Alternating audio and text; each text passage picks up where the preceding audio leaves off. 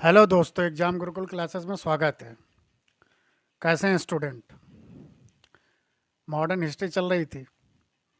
कल हम लोगों ने पढ़ लिया था बंगाल के गवर्नर। आज हम लोग पढ़ेंगे बंगाल के गवर्नर जनरल कि कैसे ये भारत में आए, इनके क्या क्या कार्यकाल हुए, कार्यकाल में घटनाएं हुई। ये सब पॉइंट ऑफ व्यू से देखेंगे। ऐसे क्वेश्चन बहुत बनते हैं एग्जाम में, हर एक एग्जाम में उठा लीजिए, वनडे एग्जाम हो चाहे प्री हो, चाहे मेंस हो, एसएससी सीजीएल हो, केवीएस हो, यूपीपीएससी हो, बिहार पीसीएस हो, एमपी पीसीएस हो, रेलवे हो, हर एक।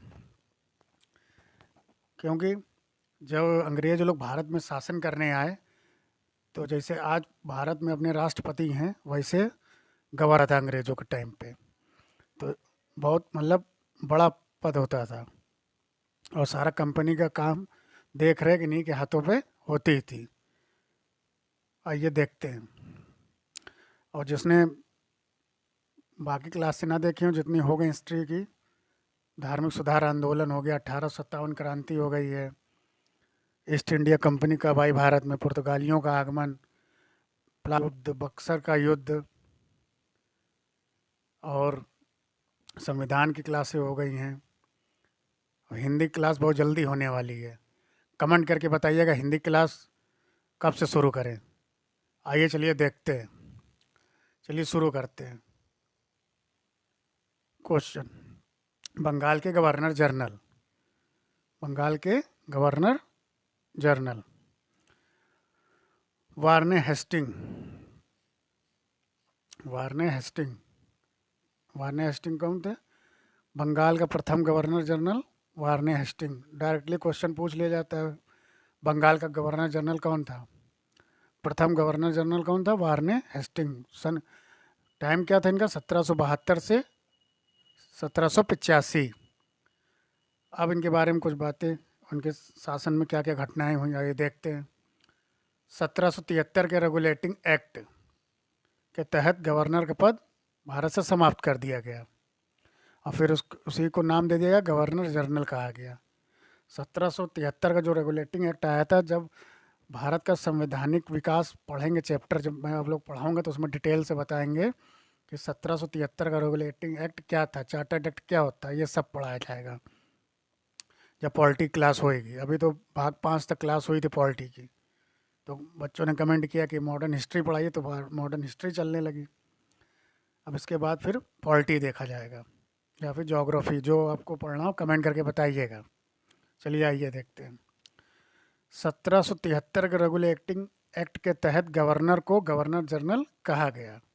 मतलब 1772 तक तो भारत में गवर्नर का पद था। फिर 1773 का जब रेगुलेटिंग एक्ट आया, तो गवर्नर का पद समाप्त करके गवर्नर जनरल कर दिया गया। और फिर आगे चल के ये समाप्त होकर वायसराय हो जाएगा इसका नाम, जो नेक्स्ट वीडियो में देखेंगे हम लोग। 1772 देश शासन समाप्त। अब देश शासन लगाया किसने? तो द्वैत शासन कल ही वीडियो में पढ़ा था आप लोगों ने, रॉबर्ट क्लाइव के समय पे, रॉबर्ट क्लाइव के समय पे, और वार्ने हेस्टिंग के टाइम पे इसे समाप्त कर दिया गया। और क्या हुई वार्निंग हेस्टिंग के समय घटना? 1774 में सुप्रीम कोर्ट की स्थापना अपने भारत में हुई, जो पहले कलकत्ता में हुई थी। फिर बाद में सब स्थापना करके 1935 के समथिंग उसको फिर दिल्ली कर दिया गया, जो आज का सुप्रीम कोर्ट अपने भारत के पास। 1774 में सुप्रीम कोर्ट की स्थापना। ये, और इसमें कितने सदस्य थे? पहले 4 सदस्य थे, और इसके मुख्य जज थे एलिजा एम्पे।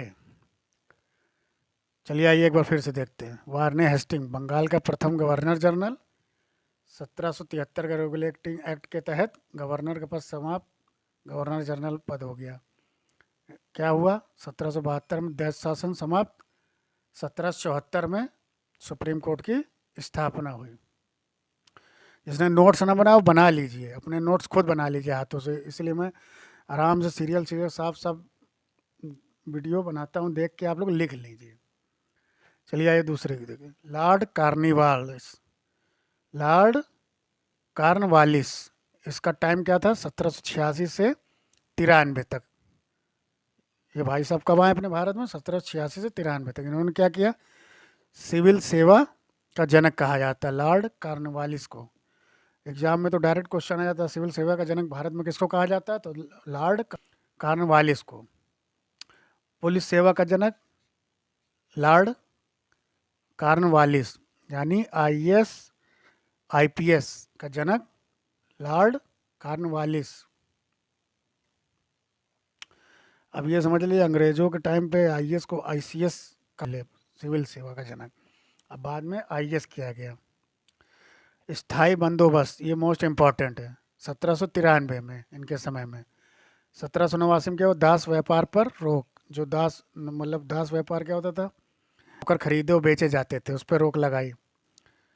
कॉर्नवालिस की समाधि कहाँ पे है? भारत में गाजीपुर में। ये बहुत इम्पोर्टेंट है। कॉर्नवालिस की समाधि कहाँ पे है? गाजीपुर में।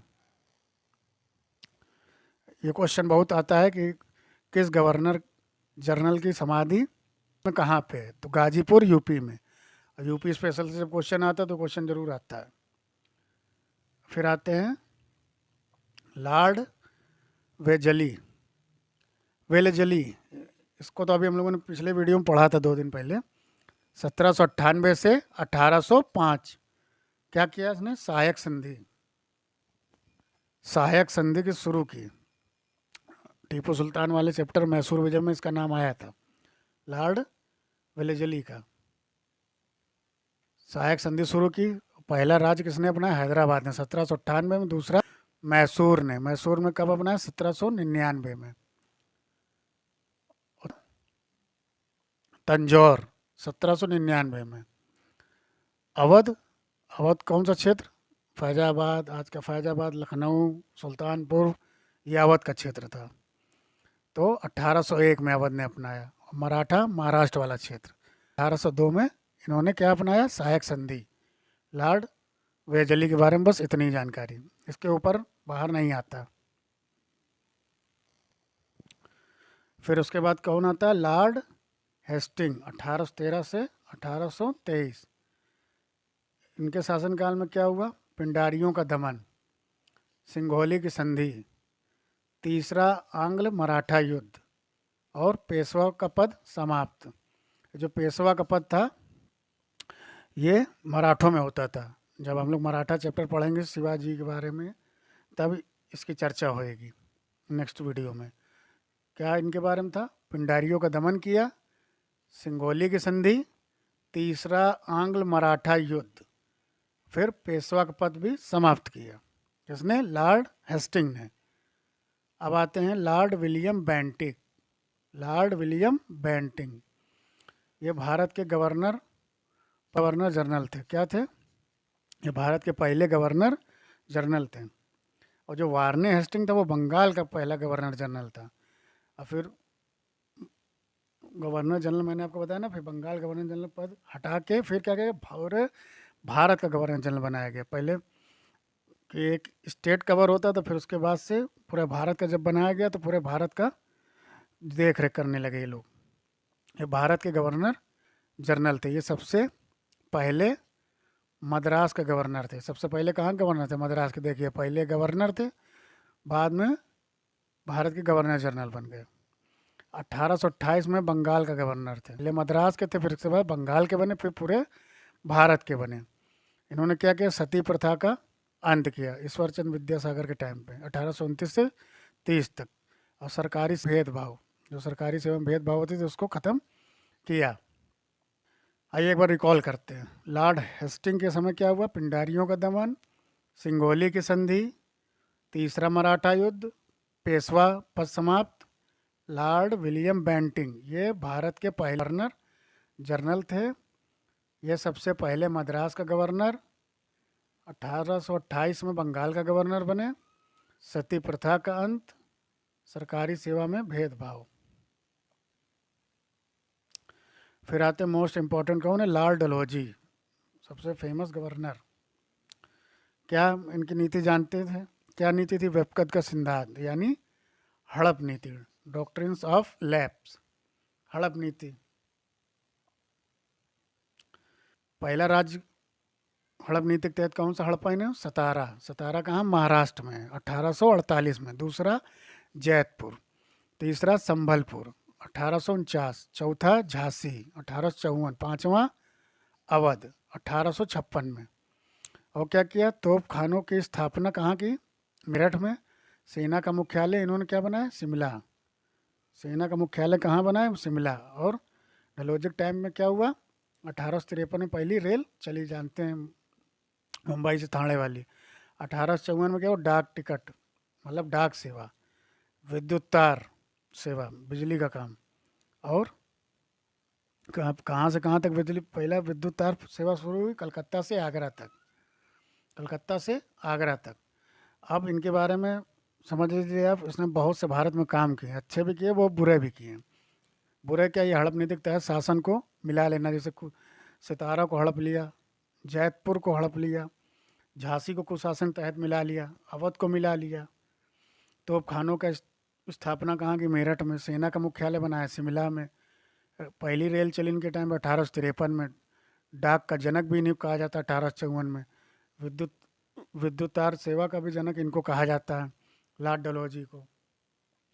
अब ये समझ, लॉर्ड डलहौजी के बहुत से कार्य थे और उनके टाइम पे अंग्रेज़ों को बहुत ज़्यादा भारत पे दबाव बना लिया था इसके टाइम पीरियड पे।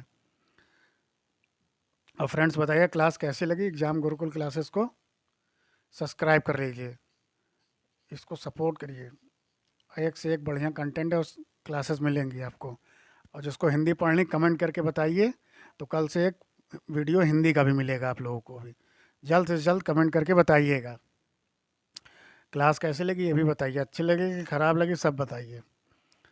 और एग्ज़ाम गुरुकुल क्लासेस को सब्सक्राइब कर लीजिए, कमेंट करके ज़रूर बताया करिए क्लास कैसी लगी। एग्ज़ाम गुरुकुल क्लासेस को ज़रूर से ज़रूर सब्सक्राइब कर लीजिए। जय हिंद।